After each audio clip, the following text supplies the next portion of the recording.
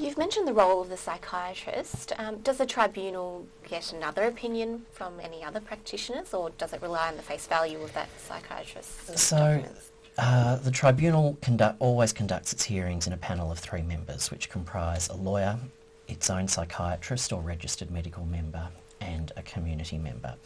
And it's an inquisitorial body, so it's responsible for really testing the evidence and the material on which it's asserted that a person meets the criteria for compulsory treatment.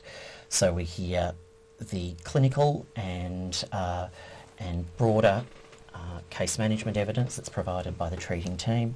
We hear from the person themselves, wherever they attend their hearing, their perspective on what's happening and what's needed. Can they attend off-site, say via All our Telelink? hearings are conducted at... we conduct our hearings in 2 ways. The vast majority of our hearings are conducted in person, and those in-person hearings are conducted at the hospital or the community clinic where the person is being treated. We go to them rather than them having to come to us. Our other hearings for some venues are conducted by video conference, but again we go to them via video conference so that it is a strategy to maximise participation by people who are being treated as compulsory patients. It's the tribunal that makes the decision for the treatment. It's not anyone else, it's the tribunal. It makes the decision as to whether or not, beyond that initial 28-day period, right, it makes the decision as to whether or not a person should remain on a treatment order. However, it doesn't decide the particular treatment that a person receives pursuant to that order. Right. That continues to be a matter that's discussed and decided between the treating team and the person themselves, with one really important exception which we might talk about a little more later, I think, and that's with regard to electroconvulsive treatment. And I saw Robyn wants to... No, yeah, I was just going to say, when Matthew was talking, that's one of the real fundamental changes of the 2014 Act, that the Mental Health Tribunal now becomes that primary decision maker, and that, and I've noticed in practice, means that you're getting better clinical relationships, right, between patients and their doctors, because the doctor is now, after that initial order, the initial temporary treatment order is made, is no longer the decision maker. The doctor has to go to the tribunal and prove why they think a treatment order is required on an ongoing basis. So in many respects it does even the playing field. So that's a positive change you see? I think that's a very positive change. Right. The other positive change I see from the implementation of the 2014 Act is the client-centred nature of the hearings, and that that patients are now the centre of the hearings, very much more so, and it's their hearing, their views and preferences listened to and explored in great detail, and it's noticed. I saw in the Act that they can provide an advance statement. Is that part of the process that you've just mentioned?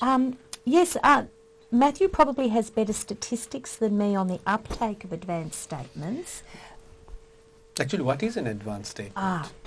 An advance statement is a document that you can outline your treatment preferences. That's a patient, is it? Patient can do that, right? In case you become unwell. So you could write in an advance statement that should you return to hospital, you would like to go into the women's only section of the ward, that you would like to have olanzapine, which is an antipsychotic, because that has worked for you in the past. You do not want ECT because it gives you headaches and memory loss. And that you would like the social worker to look after your dog. But you can put down what your treatment preferences are, and then that advance statement should form part of your file and the information provided to the tribunal, and it should be taken into account and reviewed by the treating team when they're making decisions about your ongoing treatment and care. Right. Now, Matthew, can I ask, maybe this is taken for granted or not, I'm not sure because of the particular circumstances. Do you give an hearing opportunity, the right to be heard sort of to the patient? Do you give a hearing to the patient? Is their opinion taken into consideration? Absolutely.